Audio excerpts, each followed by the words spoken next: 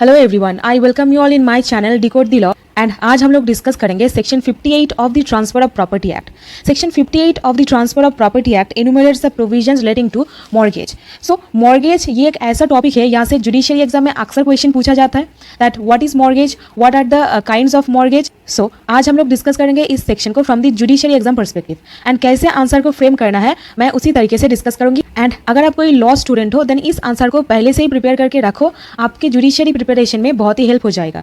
सो अगर आप आपकी जुडिशियरी एंड लॉ के लिए एक साथ प्रिपरेशन करना चाहते हैं and law related and judiciary exam related और भी वीडियोस एंड नोट्स पाने के लिए subscribe to my channel. Okay, so आप स्क्रीन पर देख सकते हो मैंने एक एग्जाम्पल ड्रॉ किया है। ये जो इंसान है ये इस घर का ओनर है, ठीक है। सो ओनर मतलब इनके पास ओनरशिप है एंड ये क्या करते हैं, इस घर को गिरवी रखते हैं बैंक के पास एंड बैंक से कुछ लोन लेते हैं। एंड यहाँ पर ये जो मैं प्लस साइन दिया है आप देख सकते हो, प्लस साइन मतलब कैपिटल अमाउंट मतलब प्रिंसिपल अमाउंट प्लस इंटरेस्ट। जो मॉर्गेज का कंसेप्ट है यहाँ पर सिर्फ और सिर्फ प्रिंसिपल अमाउंट इनकॉर्पोरेट नहीं होता है, यहाँ पर प्रिंसिपल प्लस इंटरेस्ट दोनों ही एक साथ इनकॉर्पोरेट होता है, ठीक है।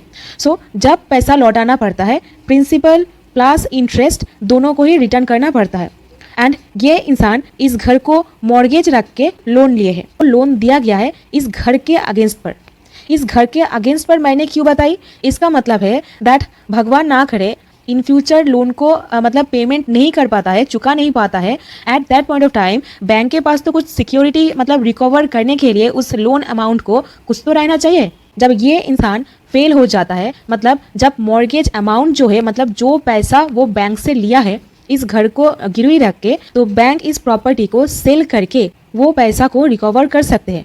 एंड ये जो पूरा कंसेप्ट है इसको ही बोला जाता है मॉर्गेज।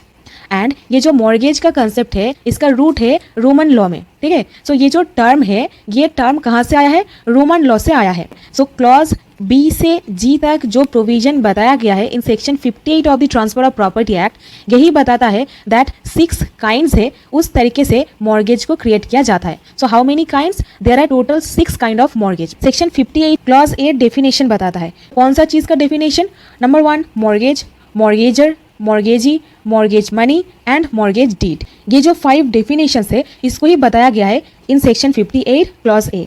सो पहले हम लोग समझेंगे सेक्शन 58 का क्लॉज ए क्या बताता है। इस एग्जाम्पल को आप एकदम आंखों में बिठा लीजिए because this will help you to remember the concept. Okay, so clause A बोलता है a mortgage is a transfer of an interest. So mortgage क्या है, मॉर्गेज एक ट्रांसफर ऑफ इंटरेस्ट है। मतलब मॉर्गेज में क्या होता है, ट्रांसफर होता है एक प्रॉपर्टी का interest in a specified immovable property. मतलब स्पेसिफाइड इमूवेबल प्रॉपर्टी के बाद यहाँ पर किया गया है, सपोज ये जो इंसान है इसके पास 5 प्रॉपर्टी है, ठीक है। एंड वहाँ से एक प्रॉपर्टी को वो इंसान गिरवी रखता है, सपोज ये वाला प्रॉपर्टी। एंड जब कोई पैसा ड्यू हो जाता है तब क्या बैंक और जो 4 प्रॉपर्टी है वहाँ से भी रिकवर कर सकता है?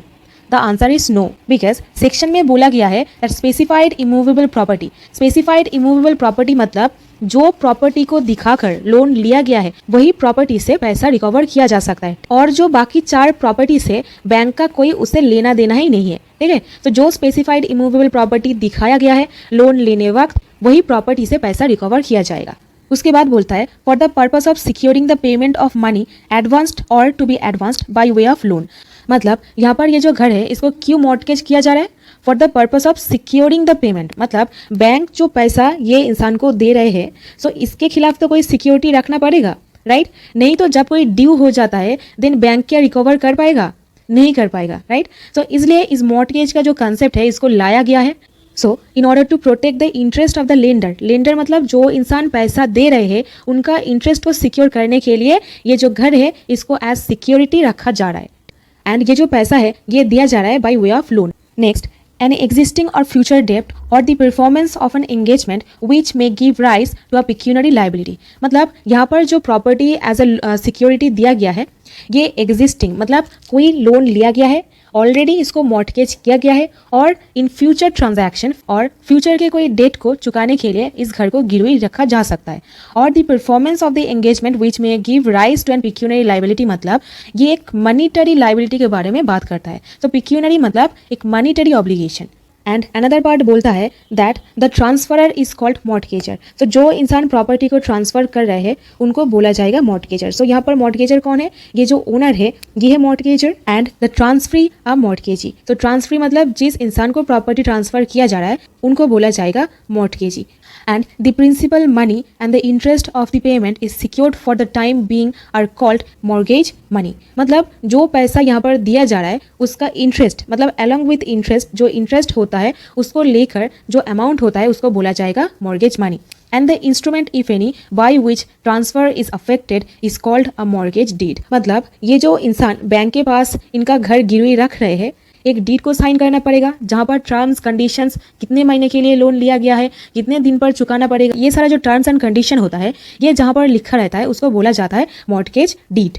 Now let's come to kinds of mortgage. So section 58 of the Transfer of Property Act and its clause B to clause G. So clause B to clause G mainly बताता है 6 kind of mortgage के बारे में, ठीक है। So number 1 that is simple mortgage ये बोलता है where without delivering the possession of the mortgage property the mortgager binds himself personally to pay the mortgage money. इसका मतलब जहाँ पर ये इंसान इस घर का पोजेशन दिए बिना ही विदाउट डिलीवरिंग पोजेशन मतलब कोई ओनरशिप का ट्रांसफ़र नहीं हो रहा है जो प्रॉपर्टी का पोजेशन होता है वो ही ट्रांसफ़र ना करते हुए खुद को मतलब पर्सनली लाइबल कर रहा है मतलब पर्सनली बाइंड कर रहा है दैट वो पैसा चुका देगा।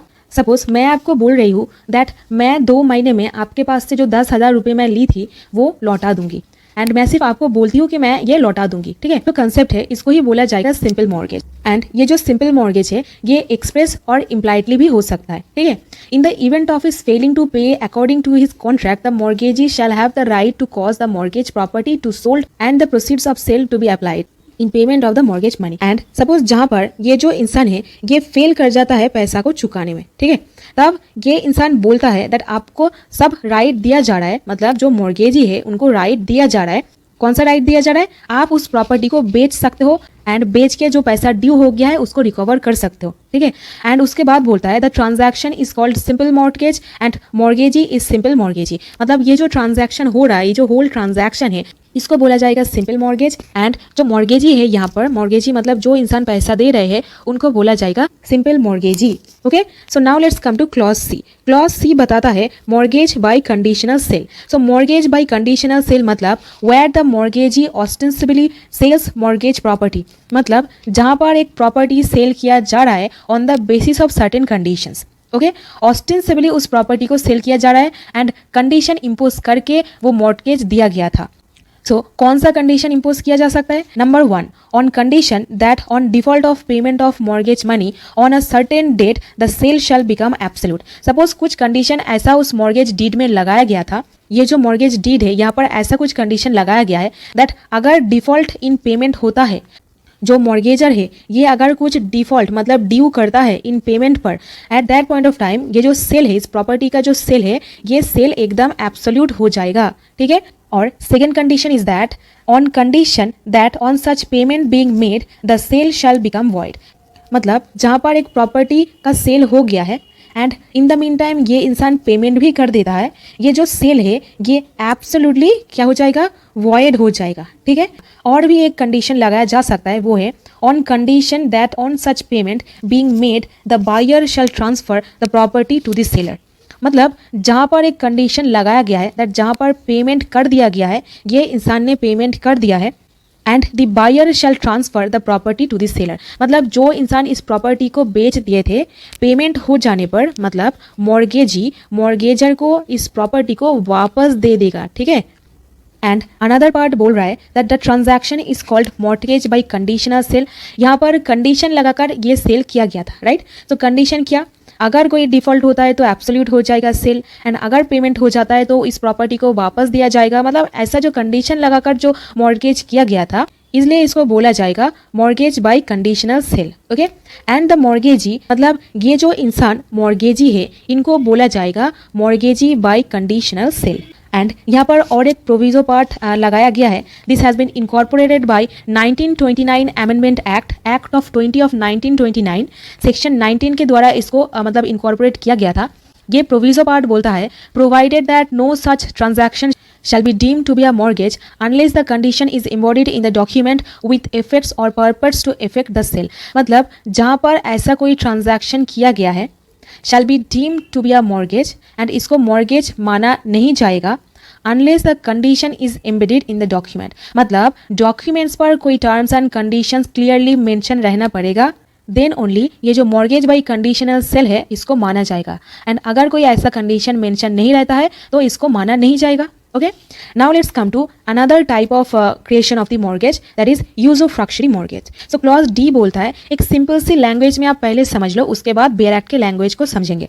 ओके, सपोज ये एक मैंगो ट्री है एंड यहाँ पर हर साल बहुत मतलब मैंगोज होते हैं एंड जो इंसान इस प्रॉपर्टी को मतलब इस मैंगो ट्री का जो लैंड है उसको गिरवी रखा है एंड ये वाला जो लैंड है इसको गिरवी रख के जो पैसा लिए थे उसको दे नहीं पाता है, चुका नहीं पाता है।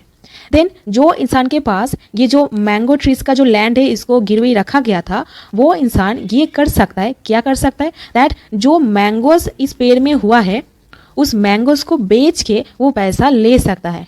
सो फ्रूट्स जो होता है ट्री का उसको बोला जाता है यूजोफ्रैक्ट्स। ओके, सो सिमिलरली एक और एग्जांपल लेते हैं। सपोज ये जो घर है, इस घर को ये इंसान गिरवी रखा है बैंक में, बैंक छोड़ो कोई और इंडिविजुअल इंसान भी हो सकता है जिनके पास इस प्रॉपर्टी को गिरवी रखा गया है एंड ये इंसान इन द मीन टाइम पैसा चुका नहीं पाता है। तो ये इंसान बोलता है दैट इस प्रॉपर्टी से जो महीने का जो 50,000 रुपीज़ रेंट आता है ना, उससे ये पैसा चुका सकते हैं। ठीक है, दैट मीन्स ये जो रेंट आ रहा है इस प्रॉपर्टी से, ये रेंट को ही बोला जाएगा यूजोफ्रैक्ट्स। सो इन दिस केस यूजोफ्रैक्चरी मॉर्गेज में जहाँ पर प्रॉपर्टी को मतलब गिरवी रखा जाता है एंड उस प्रॉपर्टी से कोई बेनिफिट आता है, वो बेनिफिट से लोन का रिकवरी हो जाता है। ठीक है, इसको ही बोला जाएगा यूजोफ्रैक्चरी mortgage. Now let's come to another kind of mortgage that has been mentioned in clause E, जो बोलता है इंग्लिश मॉर्गेज के बारे में। So इंग्लिश मॉर्गेज मतलब where the mortgage binds himself to repay the mortgage money on a certain date and transfers the mortgaged property absolutely to the mortgagee। यहाँ पर क्या होता है इन केस ऑफ इंग्लिश मॉर्गेज जो क्लॉज ई में define किया गया है, यहाँ पर क्या होता है, ये जो घर है ये एब्सोल्युटली ट्रांसफर हो जाता है मॉर्गेजी को। So in case of English mortgage जब पैसा लिया जा रहा है वहाँ पर प्रॉपर्टी एब्सोल्युटली ट्रांसफर हो जाता है मॉर्गेजी के पास एंड जब ये इंसान मतलब मॉर्गेजर पैसा चुका देते हैं तब ये प्रॉपर्टी फिर से उनके पास ही वापस दिया जाता है। ठीक है, सो मतलब यहाँ पर एक रीट्रांसफर होता है। सो रीट्रांसफर मतलब जो प्रॉपर्टी मॉर्गेजी को दिया जा रहा है एब्सोल्युटली जब पैसा ले रहे हैं एंड जब पैसा चुका दे रहे हैं ये इंसान, देन उस प्रॉपर्टी को वापस से इनके पास फिर से दे देना। ठीक है, यही बताया गया है इन case of English mortgage. Now let's understand another kind of mortgage that has been mentioned in clause F, which states about mortgage by deposit of title deeds। ये जो mortgage है ये इंडिया में बहुत ही कॉमन है एंड अक्सर इस mortgage को मतलब एग्जीक्यूट होते हुए आप सभी लोगों ने देखे होंगे। And this has been added by 1929 amendment act of 1929 section 19 के द्वारा इसको इनकॉर्पोरेट किया गया था। That where a person in any of the following towns, namely the towns of Calcutta, Madras and Bombay and in any other town which the state government concerned may by notification in the official gazette specify in this behalf delivery to the creditor or his agent documents of titles of immovable property with intent to create a security thereon, the transaction is called mortgage by deposit of title deeds। मतलब यहाँ पर क्या होता है, जब एक इंसान कोई प्रॉपर्टी बैंक के पास या फिर कोई और इंडिविजुअल के पास रख के पैसा ले रहे हैं, eight that point of time जो इस घर का जो टाइटल डीड्स होते हैं, जो डॉक्यूमेंट्स और कागजात होते हैं, उसको गिरवी रख के वो पैसा लेते हैं। ठीक है, एंड आप जानते होंगे जो SBI होम लोन होते हैं वहाँ पर टाइटल डीड्स को गिरवी रखना पड़ता है and on the basis of that वो लोग लोन देते हैं। ठीक है, सो जहाँ पर ऐसा टाइटल डीड्स को मॉर्गेज रख के मॉर्गेज मनी एडवांस किया जाता है उसी को ही बोला जाता है mortgage bye deposit of title deeds. And ये जो टाउन्स के बारे में मेंशन किया गया था पहले, कैलकाटा, मद्रास, बॉम्बे, ये सारा टाउन्स में इस प्रोविजन का लागू हुआ था एंड उसके बाद ऑफिशियल गैजेट नोटिफिकेशन करके एंड उसके बाद और भी बहुत सारे शहर को इनकॉर्पोरेट किया गया था। एंड अभी तो इंडिया के लगभग सारे शहर में इस तरीके का मॉर्गेज देखा जाता है। ठीक है, and now let's come to another type of mortgage, that is last one that has been mention in clause G. ये बोलता है एनोमिलस मॉर्गेज के बारे में। सो एनोमिलस मॉर्गेज मतलब जो क्लॉज B to F तक हम लोग अभी देखे, that is simple mortgage, English mortgage, mortgage by conditional cell, ये सारा जो हम लोग देखे, अगर ऐसा कोई मॉर्गेज और हो जो ये सारा मॉर्गेज के अंडर में आता ही नहीं है, ठीक है, सो उस मॉर्गेज को कोई टर्म तो देना पड़ेगा, उसको क्या बोला जाएगा, उसको बोला जाएगा एनोमिलस मॉर्गेज। ओके, सो जो ये सारा क्लॉज B से क्लॉज F तक जो प्रोविजन बताया गया है यहाँ पर इनकॉर्पोरेट नहीं होता है, उसको बोला जाता है एनोमिलस मॉर्गेज।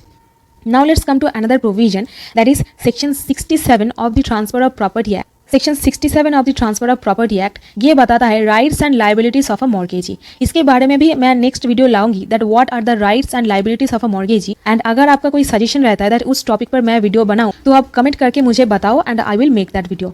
सो ये जो rights and liabilities of the mortgagee है इसके बारे में हम लोग जान लेते हैं। Section 67 of the transfer of property act ये बताता है राइट टू फोरक्लोज और सेल। इसका सबसेक्शन 1 बोलता है दैट जहाँ पर in absence of the contract to the contrary, मतलब जहाँ पर कोई मॉर्गेज दिया गया है एंड उस मॉर्गेज के अगेंस्ट पर कोई ऐसा कॉन्ट्रैक्ट नहीं बनाया गया है, at that point of time जो मॉर्गेज मनी है वो ड्यू भी हो जाता है at that point of time and before a decree has been made for the redemption of the mortgage property. मतलब जो रिडेम्पशन का जो राइट है मॉर्गेज प्रॉपर्टी का उसके बारे में कोई डिक्री आने से पहले the mortgage money has been paid and mortgage money pay हो जाता है और डिपॉजिट हो जाता है। Herein after provided a right to obtain from court a decree, the mortgagor shall absolutely depart from his right to redeem the property. So simple सी भाषा में देख लेते हैं दैट ये जो प्रोविजन बताया गया है यहाँ पर अगर कोई ड्यू हो जाता है तो जो इंसान मॉर्गेजी है वो कोर्ट जाके, मतलब डायरेक्टली तो वो प्रॉपर्टी सेल नहीं कर सकते, कोर्ट जाके डिक्री लाके उस मॉर्गेजर को एब्सोल्युटली डिबार कर सकते हैं from his right to redeem the property. Okay, now let's come to section 69 of the transfer of property act. Section 69 of the transfer of property act बोल रहा है the power of sale when valid. मतलब जहाँ पर mortgagee ये property को cell कर रहे हैं वहाँ पर ये जो सेल हो रहा है ये क्या वैलिड होगा। जहाँ पर ऐसा कोई सिचुएशन आन पड़ी eight that point of time जो मॉर्गेज डीड पर जो कंडीशन लिखा गया था अकॉर्डिंग टू दैट मतलब सेल किया जा सकता है उस प्रॉपर्टी को, बट उसको करने से पहले एक मैंडेटरीली नोटिस देना पड़ेगा जो इंसान का प्रॉपर्टी है। ठीक है, सो वहाँ पर एक क्लॉज क्लियरली मेंशन रहना पड़ेगा that without the intervention of the court, मतलब कोर्ट ना चाहे बिना ही प्रॉपर्टी सेल कर सकते हो, eight that point of time notice देकर उस प्रॉपर्टी को बेच सकता है मॉर्गेजी। ओके, सो यही था प्रोविजन। आई होप आपको एकदम क्लैरिटी से समझ में आ गया है। और एक चीज समझ लेते हैं यहाँ पर, सपोज ये जो प्रॉपर्टी है इस प्रॉपर्टी को आप गिरवी रखते हो, ठीक है, एंड जब ये प्रॉपर्टी गिरवी था इस प्रॉपर्टी को आप रेनोवेट करके, ये सपोज 2 स्टोरी एक बिल्डिंग था, ठीक है, 2 स्टोरी एक बिल्डिंग था एंड आप क्या करते हो इसमें और एक फ्लोर ऊपर कंस्ट्रक्ट कर लेते हो and in the mean time ये जो लोन आपने ली थी ये भी ड्यू हो जाता है, आप पैसा चुका नहीं पाते हो। देन ये जो मतलब ऊपर का जो एक फ्लोर क्रिएट किया गया है ये वाला कंस्ट्रक्शन जो आपने की थी इसको भी इनकॉर्पोरेट किया जाएगा at the time of recovery of the loan amount. Okay, and जब प्रॉपर्टी बेचा जाएगा जो एक्सेस अमाउंट होगा, सपोज 50 लाख का आप कोई लोन लिए थे एंड ये प्रॉपर्टी को बेच के सपोज 70 लाख रुपए आया है, मतलब 50 लाख रुपए रिकवर करते हुए जो अमाउंट बचता है वो अल्टीमेट अमाउंट जो ओनर है जो मॉर्गेजर है उनको वापस दिया जाएगा। ठीक है, सो यही था इस वीडियो में। अगर आपका कोई सजेशन है that you want me to cover that topic then let me know in the comment box, I will make that video. Okay, so I hope आपको समझ में आया है। That's all in this video, I will see on the other side. Till then stay happy, stay blessed. Thank you so much for watching this video and don't forget to subscribe my channel.